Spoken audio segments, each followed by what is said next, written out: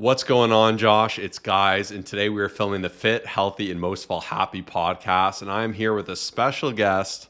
Coach Jason in the house. He took Kyle's signature line there. Kyle is on the beach in Mexico right now, and I had to ask Coach Jason if he'd step up, come over here and get on the podcast. And of course, he said, I'm down. And we filmed an episode, I believe, last year or the year previous. I can't exactly remember, but it was loved so much. So I'm happy to have him here. And this is actually the first time we've had a guest host for Motivation Monday. So I'm really excited to see what Jason has to offer. We have some killer questions as always, and his perspective is going to be so amazing. He's helped hundreds and hundreds of people here with our coaching, which has been absolutely amazing. He's got his Instagram with over 100,000 followers, and he's my little brother. So there's a lot of accolades in there, which is absolutely amazing. So if you haven't followed him, make sure to. We'll put his Instagram in the notes. It's Wilkinson Training, and we'll also put it on the screen. And if you haven't seen him, we're here on video on Spotify and YouTube, which is really exciting. So we're really pumped to have you here. I'm honored to be here. Last time we filmed the podcast, it was great. I really enjoyed the time and everything like that. And this time it's an honor to be part of the Motivation Monday, and I'm ready to kick off the week strong, that's for sure. And we're going to get some really nice perspectives on some killer questions. So we're going to kick it off with the first question. This is a big question, and that is, I'm struggling to get protein in my diet. No matter what I do, I am well short of my goal. I can't even imagine getting up to 1 gram of protein per body weight like you guys recommend. What do you recommend for this? So the first thing I would say is make sure you have a lean protein source in each meal. That's a given, because if you don't, you're kind of missing out, and then you have to play catch up later in the day, which is just harder to do, right? Another thing that I really think is a really huge tip that I wanted to share as well is just keep in mind, you only have so many calories to spend, but you want a lot of protein, right? And a lot of people look to certain options that might not be as lean, like a fattier cut of meat or nuts or something like this, which, yeah, maybe it has some protein in it, but it also has a lot of fat and a lot of calories. And if you only have so many calories, you really need to budget wisely and spend wisely, right? So see your calorie spend as your calorie spend in the day as being like a budget. And note that I need a lot of protein. I only have so many calories, so I should spend on the lean items that give me really good bang for my buck. That's my main tip is, I guess 2 tips in one is, have a lean protein source in each and every meal, first of all. And then second of all, go for those really lean options, the options that maybe 70, 80, 90% of the total calories in that food come from protein, like basically any white meat, any white fish, Greek yogurt, egg whites, lots of seafood like shrimp, things like this, protein powders, and all these things can give you a ton of protein for fewer calories. So that's my thoughts there. Killer tips there from Coach Jason. And as coaches, we get this a lot, and this is something we really work to help people improve with. And one thing I always like to say is getting more protein in your diet, you can't expect to do it overnight. Like if you've eaten a certain way and you've eaten a Western diet or maybe a different type of diet, and you're used to certain foods that are really carb and fat heavy, and you've just never got protein. And I think people are really blown away when they first start tracking their protein, because they'll be like, I didn't realize I was having 30 grams and I'm supposed to get up to 130 in a day. That's crazy. So one thing to keep in mind is you don't have to do that big jump right off the bat. It's something you should progressively work towards. And that's why when we'll have a new client, I'm not going to take someone who's eating 30 and force them to eat 130. It's going to absolutely just mess you up, and you're going to just scale from 0 to 100 for absolutely no reason. And you're not giving your body any opportunity to acclimate. It'll feel weird digestion wise. And I know sometimes people will say, I don't like protein because I find it hard to digest. But I find as you work your way up to it and you analyze your sources, it really goes a long way. And like Jason said, there's foods that make it way easier. And I really think identifying like what your type A proteins are and what your type B proteins are. And what I mean by that is a lot of people say, I get so much protein in my peanut butter. But when you log it, you look at it, you're like, there's hardly anything in here. You're looking at like 3 grams per tablespoon, right? Per 100 and whatever calories. Like it's just not as net. Whereas chicken is pure protein. Protein shake is pure protein. So you're getting a lot more volume from that protein. It's not to say peanut butter won't help you to your goals, but if you're thinking I'm having a smoothie with no protein in it, but my protein source is this peanut butter, that 3 grams isn't actually going to move the needle for you. So that's where you need to identify like what's my main source of protein. And I really try to make sure I have that in each meal. So as Jason said, in the morning for me, that's my Greek yogurt. That's where I'm getting bulk of my protein from. Of course, I'm getting some degree of protein from things like my hemp hearts, from my granola. It'll actually have some protein too, but it's the faintest amounts. Whereas you can have massive chicken breasts or 1.5 and a half and have about 50 grams of protein right off the hop, or a big steak, whatever it may be. So I think when you make this distinction and you make sure you have a dense source of protein with each meal or each snack, really makes hitting that goal that much easier. And using Jason's tips there was really, really big. Absolutely. Yeah. I'll add on to this as well to say, I like to see it, how I mentioned earlier, the spend and the budget. And like Josh said, certain things are like type A, type B, peanut butter, things like this. They have some protein, but they have a lot of calories, and you're not getting that much protein for the calories that you spend. Something I like to think is, imagine if you had $100 to say buy all your clothing for an outfit that you needed to go to a wedding or something like this, right? You could spend at a thrift store and get really cheap stuff and get really great bang for your buck and get the whole outfit for that $100. Or you could get that same outfit at a designer clothing store and spend thousands and thousands of dollars for the same outfit, right? It's and if this makes sense, it's the amount which you spend which matters, right? You could hit that 130 gram protein with 100 or 1,400 calories, or you could hit that 130 gram protein for 3,000 calories. But the thing is, if you guys are looking to keep your body fat at bay, lose body fat, and also get a lot of protein, you need to go for those good options like the chicken breast that Josh mentioned, or egg whites, or the Greek yogurt, or whatever else. That is so well said, and you can tell he's my brother because he too loves analogies. I love analogies so much. It just makes things a lot easier for me. But yeah, that point is so true. And that's where when you look for the lean proteins, you'll hear that word thrown around a lot, lean proteins, because even if someone's bulking, I'll recommend them to get more into beef and not even lean beef, right? Because it's going to be so caloric. You're going to get good protein, but you're also going to get a ton of fat, ton of calories. And if you're looking to cut, that's not really what you want to focus in. You might want to avoid that. Like you said, look more to those white proteins, if you will, like chicken breast, certain fish, like different options. And the best thing you can do is look at labels. You'll really learn what works for you, and everyone's so different. Like, I love Greek yogurt. You might hate it. Some people love cottage cheese. The thought of eating cottage cheese disgusts me. And some people say it's so good, don't knock it till you try it. Or I know some people will just eat tuna.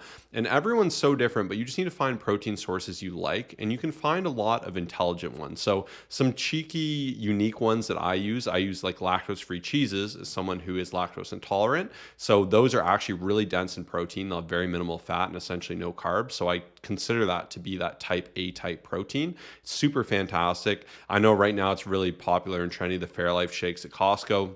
Pretty dense in just protein, 150 calories, getting about 30 grams of protein. And it's just so good on the go because you can knock out that 30 grams.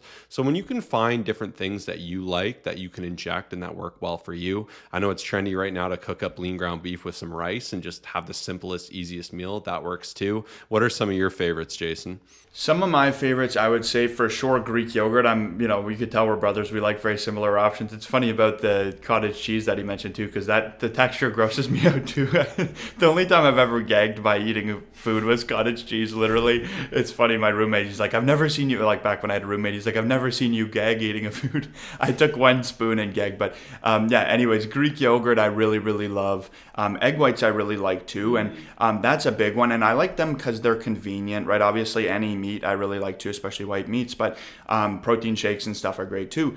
But a really cool thing that I use as my compass to determine if something's good protein or not is basically just multiplying the protein by the calories per gram. So if you look at egg whites, for example, there's 10 grams of protein in a 45 calorie serving. So if you look at the 10 grams of protein, you know that there's roughly 4 calories per gram of protein. Multiply, just look at the nutrition label like Josh said, multiply the protein by 4, and then you can see, oh, okay, out of this 45 calories, 40 come from protein. That's a really good lean option. And then you can also compare to protein bars and things like this, right? Which appear to be a really good option. And they're all right. They're pretty good. But if you look at a protein bar, it's say 200 calories, 20 grams protein. Well, if you do that math, you see, okay, 20 grams of protein times 4 calories per gram, that's 80 calories of the 200 coming from protein. So that's not even half of the protein bar coming from protein. Whereas something like the egg whites, well, that's 40 out of 45. That's what, 90% something, or yeah, just about 90%. That's really good, right? So lean on those options. Yeah, Greek yogurt, egg whites,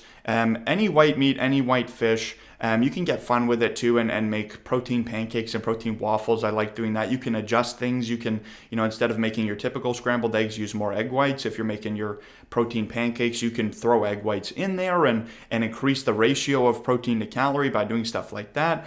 So those are some of my go-tos for sure. Yeah, so well said. And I think just reading labels and understanding that something isn't inherently good because it says protein. Some things say are protein bars, and I've had them in the past, and they've been 24 grams of fat, 9 protein, and like 400 cals.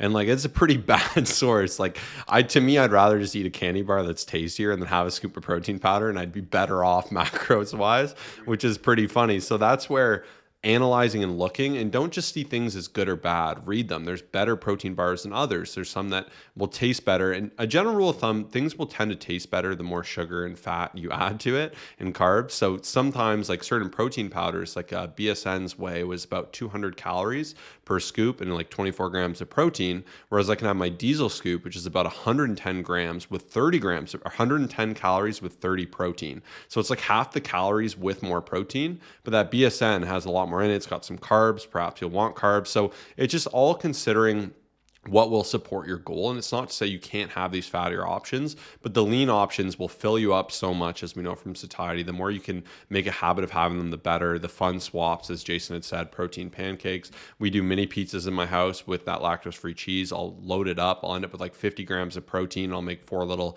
tortilla pizzas, which are like about 800 calories total. That's like a fun little hack. So case in point, wrapping it up, you got to make it fit within your schedule. Start early with that protein in the day. Find these sources, find sources you like, find sources that are convenient for you, have backups, have lots of healthy protein snacks in the house. It'll make it easier to hit your goal. But the easiest way to hit it is by doing it early. And I think a fun sub question I wanted to get here, and this goes back to Jason's outfit analogy, is what's more important at the end of the day? If it comes down to me hitting my calories, or if it comes down to me hitting my protein and going over my calories, and I'm looking to cut.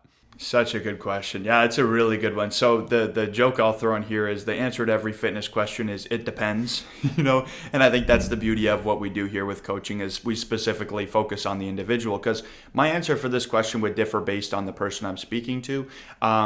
The general answer I would give is that you want to avoid extremes. You never want to be, oh, I hit my calories, but I had 20 grams of protein, because the thing is they're both very important, right? And you want to acknowledge that fact. I think if you were to look at both of them in the purposes that they serve, the calories themselves are going to be largely dependent on changing your body fat mass. If you're in that surplus, you're storing those excess calories. If you're in that deficit, you're taking from the excess, which you've already got stored. Fat loss, fat gain, the calories are important for that. They're important for your energy and all kinds of other things. And the protein is very important for muscle gain, muscle preservation, keeping you full, like Josh mentioned. So they're both very important. And my answer would be try to keep them both as close to the goal as possible and avoid extremes, even if you might have to go over calories a little. If you're crazy low in protein, maybe throw a shake in there or something like that to balance those numbers out a little bit. And all in all, planning ahead is the best thing you can do, right? Like this question is dependent on the fact that, hey, maybe I didn't plan very well to hit those numbers in the first place. And that is also very important too. Yeah, so I get asked this a lot as well as a coach, and I always say you really shouldn't be in this position. Of course, there's situations where you will end up in this position, but like Jason said, with planning, this can absolutely be avoided. And as I mentioned, I find it really starts in the morning. If you have like a massive breakfast, it's about a third of your total calories with next to no protein. It's so hard to pull out of that deficit. And I really recommend like avoiding just like having like 5 scoops of protein a day. It's going to get old. You're going to burn yourself out, and it's not going to put you in a good position. But like Jason said, it really does depend, because if you were a little bit below and we were doing like a lean bulk and we were gaining like half a pound a week, if you were to go a little bit over to meet that protein requirement, it wouldn't be the end of the world per se. But I try to avoid that. And in general, in terms of a hierarchy, we mentioned this before, calories are first because that's our energy marker, that's input output. A really close second, they're pretty much neck and neck, is protein. Because Jason said protein is a super nutrient. It does so much for you. It sates you, causes you to be more full, gives you that energy, muscle preservation, muscle gain, as Jason said. And that's where oftentimes individuals won't even change their diet. They'll just actually eat more protein, and they'll see big compositional change because it really is a powerful nutrient. It's great seeing science and nutrition recommendations actually start to acknowledge this and the increase of recommendation of protein. It's amazing seeing people achieve these benefits, and you can absolutely do it with balance. And it doesn't need to be anything extreme, as I mentioned, and in this question, question, working up to a gram per body weight is a pretty safe metric. If that's too much for you, even 0.8 of a gram per body weight is a great place to be. You're definitely going to see a lot of the benefits there, and you can always go a little bit further, but you don't really need to go much past that. So it's absolutely doable. It gets a little harder when you're a deficit. It will require some more creative planning, and especially within this question, you might need a little bit more planning. But once again, with some preparation, using these tips and just acknowledging time to time, you'll have to get creative and find solutions. There's always ways to make this work. And I love Jason's point about extremes, because if you're at like 20 grams of protein, you're at your calories, like that is something that you can absolutely avoid. And we're having multiple meals and snacks in a day, like you'll have opportunities to address it. And that's how you can have a healthy relationship with food. I do like going out for a big breakfast sometimes. I'll get like some turkey bacon, I'll have a bunch of pancakes. It'll be like 1,200 calories of my 3,000 calories, having next to no protein. But you know for sure that lunch is going to be dense with protein. My dinner is going to be dense with protein. My snack's going to be there. And I'm going to find a way to get it done or be as close as I physically can. And once again, this is how you can still have that balance, do things you enjoy. But most days, I enjoy having my protein meal because it makes me feel better. It sates me. It's good for my skin. It's just, there's so many benefits there. And I think when you look at food as both a metric of something to help you grow and be healthier, to improve your aesthetics, as well as to improve how you feel. Because when you eat good food, you feel better, you feel more energized. When you eat bad food, you feel more lethargic, your skin feels worse. So there's more of a cost to it. And I just think going for balance in general, using that 80-20 rule, following all of our best practices and following this tip does go a long way. So anything you want to add before we move on here? No, that was very well said. I think you hit the nail on the head there. Absolutely. All right, I'll take it. But that was our primary question. And now we are going to go into our quotes, which is really fun. And I'm very excited to hear Coach Jason's quote. But I'll start with mine first. And my quote is, "First we form habits, then they form us. Conquer your bad habits or they will conquer you." And me and Kyle talk about this a lot, actually. Sometimes we'll notice we'll just get in a weird funk of a habit and we'll be like, that's it. We're stopping it. We're ending this. Because maybe it starts with one day you're like, ooh, this new food spot open. I'm going to try it out. And you go there the next day. And then every Monday and Tuesday you go there and you're like, I don't want to do this for the rest of my life. It's so funny how habits can be good or bad. And it's really hard to break habits. And that is a good and bad thing about habits, is it's often hard to form good habits and it's easy to break them. But with bad habits, it's very easy to form them and very hard to break them. So you're fighting a losing battle there. But that's where actually acknowledging this, being self-aware, and if every night you're having a glass of wine or you're having an ice cream before bed, it's like you got to identify these things and stop them before they get too entrenched, and it becomes that much harder to actually break them. So don't let your habits conquer you. Instead, conquer them. Create good habits where you feel weird when you don't go to the gym, where you look forward to a healthy meal, where you enjoy your nighttime routine because you know you're going to get a good sleep and be energized, where you wake up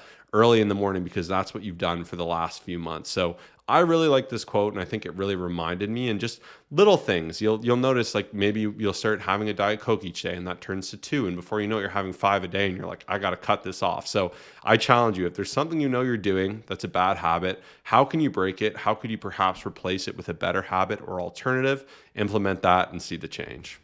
Absolutely love that. Yeah, that's a really good one. Hopefully my quote can deliver that same power. I think that was great. My quote, I was thinking about a bunch of different little quotes. I love quotes, as you know. I think as Josh mentioned, we love analogies, we love quotes and things like this.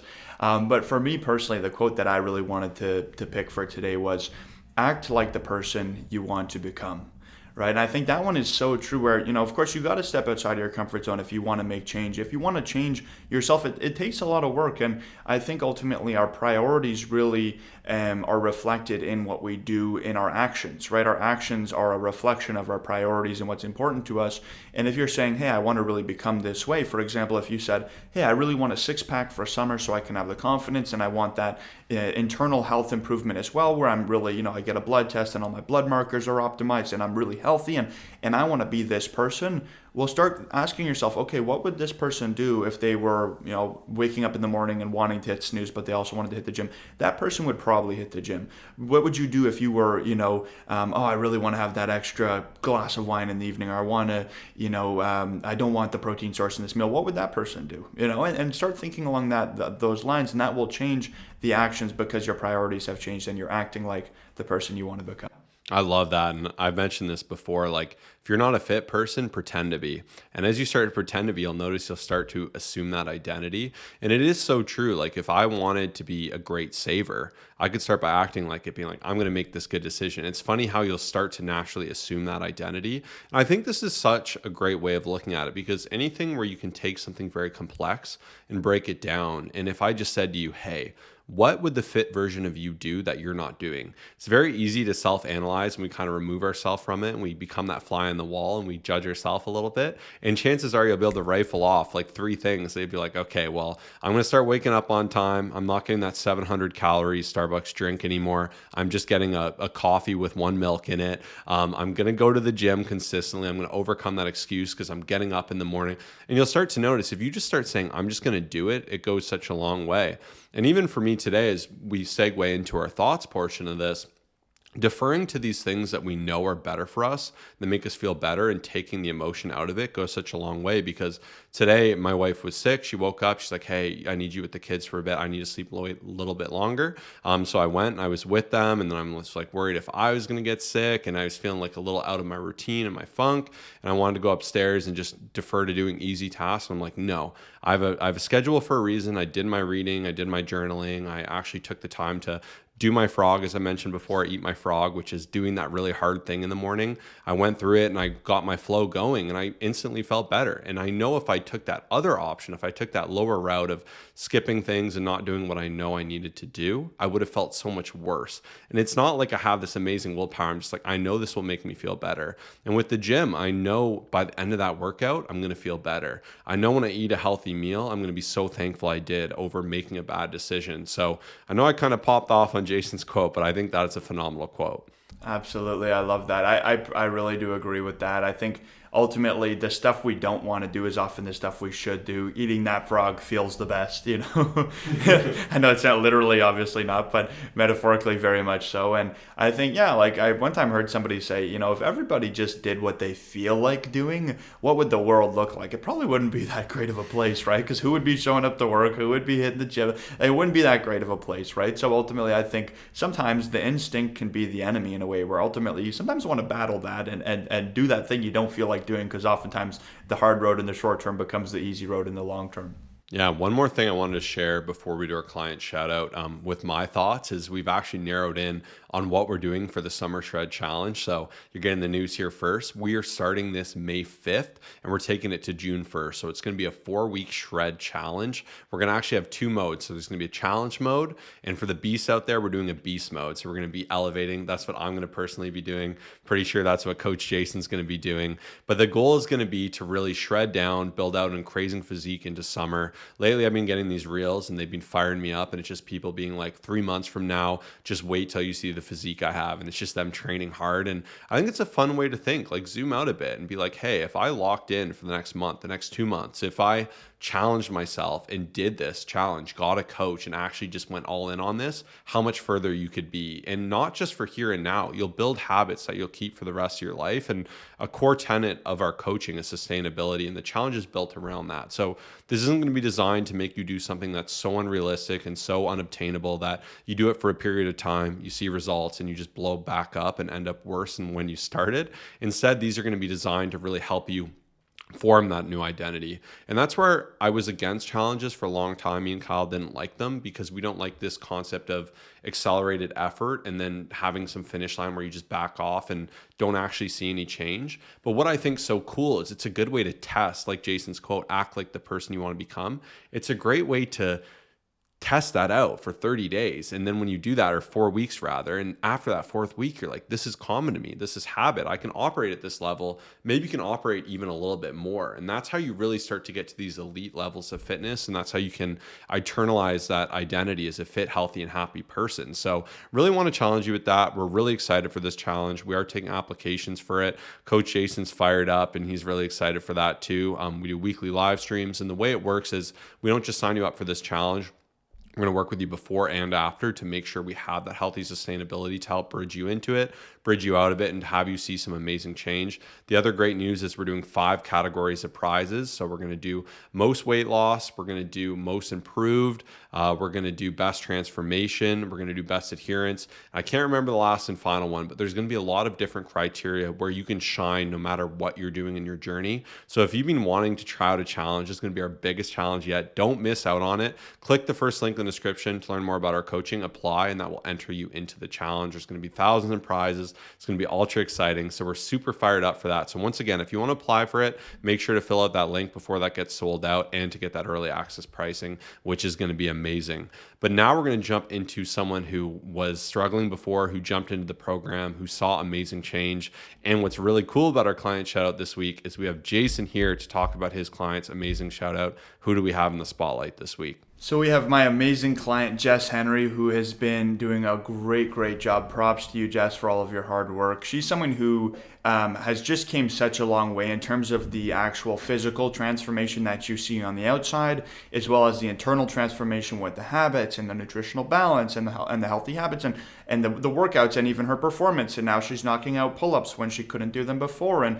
And the great thing I'll say, and shout out to Jess genuinely for this, is that she has done all of this and made such great progress in a time where she's faced a lot of adversity in her life, right? And I think a lot of people think, oh, well, I can't do this coaching thing because I've got this trip coming up or I've got this thing happening to me or whatever, right? And that's the thing is, there's always going to be something happening. Let me tell you guys, as someone who's worked with hundreds of people, I've seen a lot of different people's lifestyles and what they're going through and stuff. Everybody has something going on in their life at different points, and you don't control everything in your life, right? You only control what you control at the end of the day. So Jess has been a great example of someone who said, hey, I'm going to join into this coaching program, make this great change. And she's not only done that, but I think she's, there's levels of progression, there's regression, maintenance, and progression. She's been progressing in a period where she's been going through, different things in her life and facing adversity and stuff like this. And she's been doing a great job. The abs are popping. She's doing pull-ups. She's got a really great routine. She's feeling really great too. So anyways, props to you, Jess. You've done a great job. I'm so proud of Jess and what they've been able to achieve just with Jason there. And even for her in particular, like we've all been in these situations where we've had adversity, we've had horrific life events happen, and you just want to clam up, give up on everything and worry about it in the future. And sometimes like you can get so entrenched in like self-misery or pain, and it can be very hard to pull yourself out of that. And like we said, doing that higher level thing and having support, and I love Jason's 3 stages of progress. I think that's so well said, and turning that negative into a point where you still have support. And for me too, doing that higher level thing to be there for your family, the people around you, to be an example and to take care of yourself. Because what I always like to say is like, if you're in pain because of something that happened or someone else, I guarantee you, like I would want no one to be in pain because of me. Something that happened to me, I'd want them to still be flourishing and living a good life. And I would never want something happening to me to hurt someone else. Not that that's necessarily how it would, but I think just really challenging that natural tendency to want to run away from everything, instead say, hey, how can I operate through this? Whether it's like injuries, whether it's like loss, whether it's relationship problems, like whatever it is, like just saying, how can I navigate this? And as Jason said, there is no perfect time. And I want to challenge people and challenge you as a listener. And one thing I'm really big on is, instead of looking for reasons why you can't, look for reasons why you can. Just the same, there's reasons for both. And flipping that thinking just puts you in the reins. It puts you in control. And if you say, what's the reason I can work out today? You'll find a reason to get there and why it'll be good. Whereas if I say there's a reason I can't, I could give 50. I'm like, it's a little cold. I don't want to go outside. My dog would probably like it if I'd pet him a little bit longer. I could always go to, you can just naturally so give yourself a million excuses. And unfortunately with coaching, we've had people wait way too long, and they come to the program, they're like, I wish I did this years earlier. I would have been so much happier. I would have been way lighter, and I wouldn't be pre-diabetic or whatever it is. So don't put it off. If you want to see change, especially with this challenge, like this is your chance to do it. No matter what happens in life, I really hope everything's going amazing for you. Perhaps it's not, perhaps something's going on, or you have a struggle, or you have time challenges. That's where custom coaching is so good, because we'll work through these things together, and we'll ensure you're crushing it, and we'll ensure you're going to see change. So shout out Jess, shout out Jason for the great work there. And now we're going to jump into our second question, which is, how can I cure cravings? Oh, that's a good one. That's a real good one. So I will say, for cravings, The main thing that comes to mind for me is looking at the source of something, right? And looking at, okay, why are these cravings occurring? And I have what I call kind of like a hunger checklist, which you could say hunger or craving checklist that I like to go through, where I look at 5 main things to see, hey, can you optimize these things? If so, you can kind of nip these cravings in the bud before they sprout. So I would look at first, how much protein are you getting? Are you getting enough protein? Protein in itself is the most satiating nutrient. It's going to be filling. Are you getting enough protein? Fiber is a close second as well. Are you getting enough fiber? That's really important, right? And if both of those are in check, I would look at water. How much water are you getting? Water is not going to necessarily make you feel like full in the same way that food would necessarily, but it does create the illusion of fullness, right? So water is something important to look at as well. And then I would also look at sleep. A lot of people don't really know how much of a role sleep plays on your hunger. Guys, I can't tell you how many times I've heard in just communicating with a client, maybe they're telling me about their week and they say, hey, this week I've been so hungry. I don't know why. I'm starving. And then I just wait a little bit and then I hear, oh yeah, and I haven't been sleeping well. Oh yeah, well that's why, right? So sleep is a really big factor there too. Sleep in itself, we do really regulate our hormones, specifically cortisol, the stress hormone, which can lead to stress eating, and then also to ghrelin and leptin, which are hunger and fullness hormones. So sleep is really wise to keep on top of as well to make sure your hunger is at bay, because we all have had those months where you just feel like a monster and you're like, I could eat anything. I'm just going to keep eating and eating and eating because I'm so hungry, and hormones are strong, right? So keep that in mind. Keep your sleep in mind. If you're not sleeping well, it's probably a big reason as to why you're having all these cravings, right? And the final thing would be volume. Something I like to say is just more bites equals more satisfaction. If you give yourself more bites, you feel more satisfied most likely, right? If you're eating all very calorie dense stuff and, oh, my meal, I ate 1,000 calorie meal, but it was only 5 bites. It's like, yeah, it's not going to be that satisfying. But if you have a big old salad or a big old soup or lots of veggies or lean meats or whatever, these things really help you feel so much more full. And these are the ways to really get to the source of the cravings. There's all kinds of tips and all kinds of things that you can do, but that's really the main thing I look at there. Yeah, Jason popped off a lot of amazing, great info there. So definitely make sure if you need to re-listen, make sure you're re-listening. And one cool tip I'll have separate from that is just the words, I don't need it. I feel like that's changed my life so much because like Jason said too, cravings are often emotional. It's because we want to feel a certain way. Most often we want to feel better and we want to feel happy. And I've used the example before. I remember we just had a horrible volleyball game. We got smoked and I felt so bad on the way home and I'm like, I'm going to get some food. I deserve it. And then I'm like, what am I doing? This is going to make me feel worse because I'm going to feel bad about like how that went. I'm going to feel like, why did I do that? I wasted money. And instead I went for a nice walk and I felt so much better. So it's harder to have those high level feelings, but if you can just take that second, that's where meditation even's good. But if you can take that second and reflect and say, what do I want right now? Why do I want this? And I think if you're walking by a bakery and you're like, oh, that smells amazing, and like you see donuts or croissant in the mirror or in the shop window, I guess, and you're like, I want that. That's where 80/20 is so good. Like, go have it, enjoy it if you want it, have it within reason. Cravings, I think, are especially detrimental. And naturally, when I hear that word, when you're in your own house, maybe you're watching a show, maybe it's 8 p.m. and you're just like, oh, I'm feeling a little snacky. That's where a lot of people will go off the deep end, and it can be very hard to stop, especially if you're someone like that. When I eat, I just want to keep eating. So one thing that's helped me a lot is I like to kind of stop eating after 8. I find it's better for digestion. I find I have a harder time stopping myself. Some people are totally okay with it. Jason enjoys snacks. He makes it work, and everyone's so different. But identify who you are and where you struggle. If you're someone who struggles when you're bored and you just go out and buy something really garbage that really breaks away from your goals, or if you're discouraged because your weight was a little bit heavier or because you miss a rep in the gym, like the more you can analyze that and replace that behavior with a better behavior, the better. So even for me, sometimes I'll just be like, you'll see a commercial, but oh, I want that. I'll be like, I don't need it. It's fine. I'm going to go to bed soon. I'm going to enjoy watching whatever I'm watching. Tomorrow's a new day. If I want it tomorrow, I'll go get it tomorrow. And that's the beauty of how we approach our fitness and our nutrition, is that sustainability component. There's no food that's off limit in our coaching program, but having things intelligently, learning to make it fit, learning that balance, you can have these things guilt-free and you can have them within reason.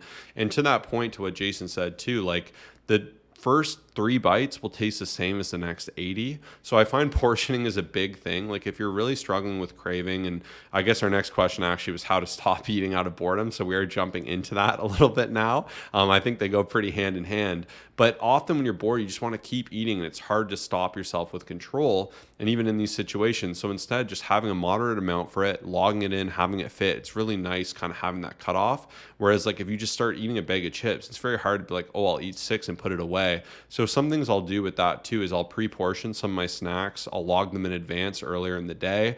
And like I like Nerd clusters. I mentioned it before. I don't buy them too often, but like the pack is like 600 calories or something. So I'll put them in 6 100 calorie baggies, and it's really fun because I get to spread it out. I get to enjoy it. I'm not just pounding 600 calories of sugar in one sitting, which would make me feel worse. So that's how I get in front of it.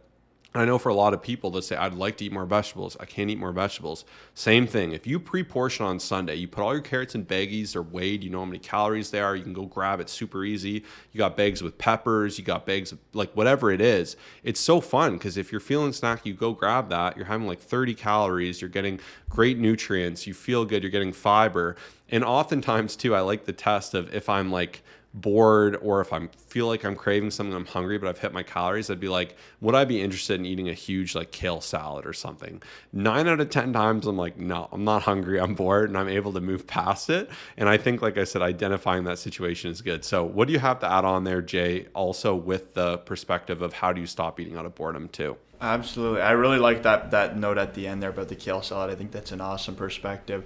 Yeah, I would say lots of things come to mind for me with this. I think what Josh mentioned earlier too was a really good note about, sometimes we just want to feel good and we eat because we want to feel good, right? And that reminds me of a note from the book Awaken the Giant Within with Tony Robbins, where he talks about how humans were all motivated by either the pursuit of pleasure or the avoidance of pain. And all of our motivations boil down to that, right? And I think a lot of these things, I notice a lot of people boredom eat, a lot of people eat out of stress, a lot of people overeat in social settings, but a lot of these things are just pain. The social settings, oh, this is awkward. I'm standing in the corner of the room with no one to talk to. Okay, maybe I'll just eat a little bit. I'm bored. This is boredom in itself. It's a sucky feeling. No one wants to feel bored. You want to be active doing things, right? And I'm bored, I'll eat. Stressed, I'm stressed, I'll eat. It's a common thing, right? So I even, you can look at that, right? And I think if you can look at the actual habit loop being, a cue, craving, response, reward, and looking at this loop, and if you can identify, okay, cue, I'm bored, craving, I don't want to be bored anymore. I want to resolve this boredom. Response, I eat, reward, felt good for a time, but I don't really feel good long term. That's where if you can replace your actual response and replace the thing that you carry out doing, you, like Josh said with the walk, will feel a lot better long term, right? Like if you can take that moment to be like, you know what, I'm clearly just seeking I'm bored right now, I'm just clearly seeking something. I'll go for a walk, I'll grab the piece of gum, I'll have the diet drink or the tea or whatever. These things can kind of scratch that itch in the same way, and you can start replacing that habit loop. So that's very helpful. And then last but not least, I'll say, never leave anything up to willpower. If you're like, oh, I have all these cravings and I have a pound of ice cream in the fridge, good luck, right? Like, I mean, we're all human at the end of the day. You'll probably eat the ice cream. Don't leave the ice cream in the fridge. Don't leave it up to willpower. And this is where I think if you have these very good high volume options, you're able to, oh no, I had a moment of weakness. Well, my moment of weakness, if I have a moment of weakness and I eat my popcorn, which is 240 calories per bag, I have 8 cups of popcorn. Well, okay, that's a 30-minute moment of weakness of just eating and eating and eating, and it's popcorn. It's only 240 calories. Whereas if I have that same moment of weakness with ice cream, well, I could easily down over 1,000 calories, right? And this is where another kind of, I'll conclude with a spending analogy. If I go into the dollar store and have $100 to spend, or if I go into the dollar store, let's say, and spend for 30 minutes and I just go on a shopping spree and I'm just spending like crazy, I might spend at most $120 or something like that. If I go into a expensive furniture store and spend like a madman, I'll be walking out of there with a $20,000 bill or something like this, right? So the key is also consider with this, what are you spending on? On the note of boredom eating and stuff, sometimes it's good to have a backup option where, okay, if I am going to eat out of boredom, I need good options to be available to myself. Just of course, ideally, you want to have that first defense of being, I'm not going to eat out of boredom. But if you do give into that moment of weakness, it's a lot better to give into a dollar store type item like a popcorn or a veggie or a sugar-free Jell-O or whatever, rather than giving into a very expensive, calorie expensive option like ice cream or something like that. So there's my my little ramble. Yeah, and going back to what I said earlier about habits, like when you break the habit of snacking or eating junk at night, like you just don't think about it as much.